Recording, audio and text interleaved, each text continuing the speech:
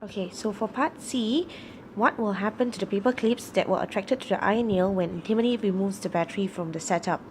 Right, we all know that from the setup here is an electrical method, right? It's like to make it an electromagnet.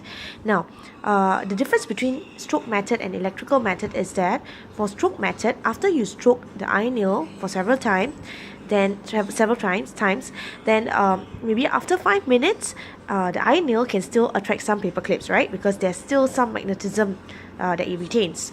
However, for the electrical method, once you remove the battery or once the switch is turned off, what happens is the electric current cannot go through the circuit anymore, so it means that it doesn't go through the iron nail is no longer an electromagnet. So immediately when we switch it off or we take out the battery, immediately this iron nail will no longer be an electromagnet. It will become the normal iron nail.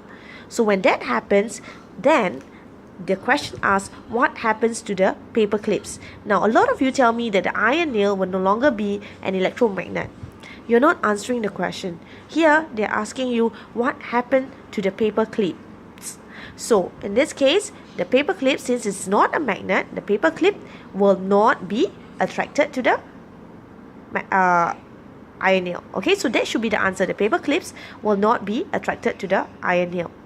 Or you can also say the paper clips will drop, right? Like the answer here, the paper clips will drop or will drop immediately.